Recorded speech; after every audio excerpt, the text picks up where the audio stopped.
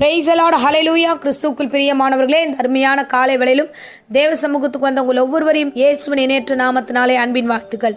இந்த நாளிலும் பிரசங்கி 11ஆம் அதிகாரம் 5வது வசனத்தை அடியேன் வாசிக்கிறேன். ஆவியின் வழி இன்னதென்றும் கர்ப்பவதியின் வயிற்றில் எலும்புகள் உருவாகும் விதம் இன்னதென்றும் நீ அறியாதிருக்கிறது போலவே எல்லாவற்றையும் செய்கிற தேவனுடைய செயலையும் நீ அறியாய். ஹல்லேலூயா. எல்லாவற்றையும் உன் வாழ்க்கையில கர்த்தர் செய்கிற செயலை உன்னால் அறிந்து கொள்ள முடியாது. ஆமென். ஹல்லேலூயா. நமக்கு ஆண்டவர் செய்யறது புரியல, ஆண்டவர் செய்யறாரா செய்யலையா, என்ன நடக்குது நமக்கு தெரியவே இல்லை. அதுதான் அந்த வசனத்தை சொல்லுது.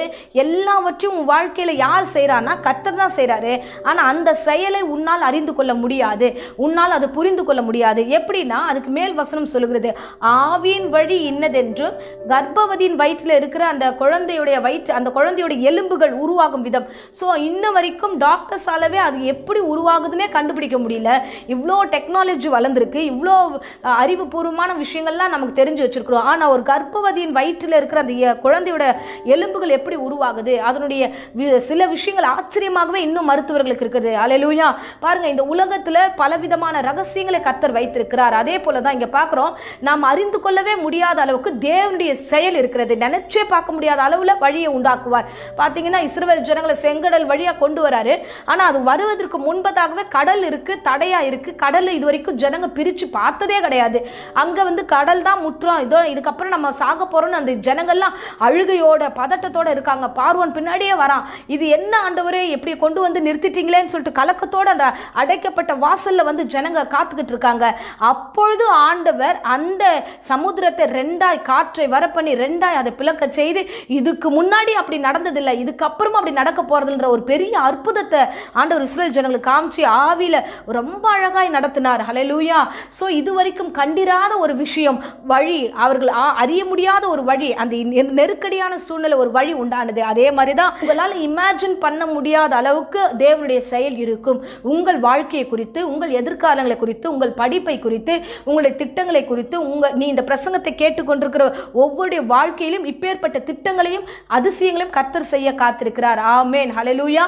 எப்படி கர்ப்பத்தின் குழந்தையை குறித்து அறிந்து கொள்ள உன்னால முடியலையோ, எப்படி பரிசுத்த ஆவியானவர் நம்மிடத்துல இறங்கி எப்படி செயல்படுகிறதை நம்மளால புரிந்து கொள்ள முடியலையோ, அதே போல நம்முடைய வாழ்க்கையிலும் அற்புதங்களை செய்கிற கர்த்தருடைய செயலை நம்மால் அறிந்து கொள்ள முடியாதபடிக்கு தேவன் இவைகளை செய்து வைத்திருக்கிறார். ஹல்லேலூயா.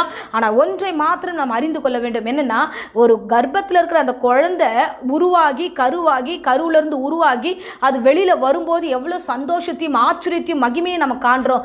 வித்தியாசமான ஒரு படைப்பை நம்ம வெளியில பார்க்கிறோம். அது எப்படி உருவாகி வெளியில சாட்சியா வருகிறதோ, அதே போல உங்களுடைய வாழ்க்கையிலும் ஒரு பெரிய உருவாக்குதலை கர்த்தர் வைத்திருக்கிறார். நீங்கள் நாளுக்கு நாள் கிருபைகளை வளர்ந்து கொண்டிருப்பீர்கள். வெளி உலகத்துக்கு வரும்போது ஆச்சரியமான ஒரு அதிசயமான ஒரு பிள்ளைகளாக, சாட்சியுள்ள பிள்ளைகளாய் வெளியே வருவீர்கள். ஆமென். ஹல்லேலூயா. சோ புரிந்து கொள்ள முடியாததை கர்த்தர் நமக்கு போதித்து நடத்துவார். சில காரியங்கள் அறிய முடியாததை அவர் ஆச்சரியமான வழியில கொண்டு போய் நிறுத்திட்டு இதுதான் என் வழின்னு காமிப்பார். இஸ்ரவேலரை எப்படியெல்லாம் நடத்தினாரோ, எப்படியெல்லாம் அற்புதத்துக்கு மத்தியில நடத்தினாரோ, அந்த தெய்வம் உங்களையும் அற்புதத்துக்கு மத்தியில நடத்தி கொண்டு வந்து நிறுத்துவார். ஆமென். கர்த்தர் சகலத்தையும் பார்த்து கொண்டிருக்கிறார். எல்லாவற்றையும் அவர் அறிந்திருக்கிறார். என்னென்ன நேரத்தில் என்ன செய்ய வேண்டும் என்று நேர்த்தியா என் தகப்பனை தவிர, ஆண்டவரை தவிர வேற யாரும் செய்ய முடியாது. உனக்கென்று வைத்ததுதான் உனக்காக செய்து அவர் முடிப்பார். ஆமென். இப்பொழுதும் அடியேன் உங்களுக்காக ஜெபிக்கிறேன். அன்பு ரட்சகா, என் அன்பு பிள்ளைகளுக்காக ஜெபிக்கிறேன். இந்த பிரசங்கத்தை யாரெல்லாம் கேட்டுக்கொண்டிருக்கிறார்களோ ஆண்டவர், அவர்களுக்கு எல்லோருக்குள்ள ஒரு அதிசயத்தை செய்வேன், ஒரு உருவாக்குதலை நான் உருவாக்கி நான் மகிமையில கொண்டு போவேன் என்று சொன்னீர், சாட்சியாய் நடத்துவேன் என்று சொன்னீர். ஆண்டவர், அதன்படியே நீ நடத்த போகிற கிருபைக்காக ஸ்தோத்திரம். ஆவியான ஒரு அதிசயத்தை காணப்பண்ண கிருபைக்காய் ஸ்தோத்திரம். வியாபாரம் ஆகட்டும், படிப்பாகட்டும், கர்த்தாவே எதிர்காலத்தை குறித்ததன பயத்தில் இருக்கிற ஒவ்வொரு பிள்ளைகளுடைய வாழ்க்கையிலும் அற்புதமும் அதிசயமும் செய்து கொண்டிருக்கிறீர். அது ஒருவேளை கண்கள் காணாமல் இருக்கலாம், ஆனா உருவாக்கி ஆண்டவர் நீர் முடிக்கவும் வல்லவராயிருக்கிறீர். மகிமையில கொண்டு வந்து சேர்த்து சாட்சியா நடத்த போகிறீர். அப்படியே பிள்ளைகளை ஆசீர்வதியும், தொடர்ந்து காத்துக்கொள்ளும். இப்பொழுதும் ஆண்டவரே, யாருக்கெல்லாம் பலவீனம் இருக்கோ, வியாதி இருக்கோ, ஜுரம் இருக்கோ, ஆண்டவரே எல்லா பலவீனமும் வியாதியும் இயேசுவின் நாமத்தில் நீங்கி போகும்படியாய் ஜெபிக்கிறேன். பூரண சுகம் உண்டாகட்டும். என் தழும்புகளாலே சுகமானீர் என்பது உம்முடைய வார்த்தை. உம்முடைய வார்த்தையை அனுப்பி சுகப்படுத்துகிறேன். தொடர்ந்து காத்துவாய் நடத்தும். இயேசுவின் இணையற்ற நாமத்தில் ஜெபித்து ஒப்பு கொடுக்கிறேன். ஜீவனுள்ள நல்ல பிதாவே. Amen. Amen. Praise the lord. God bless you.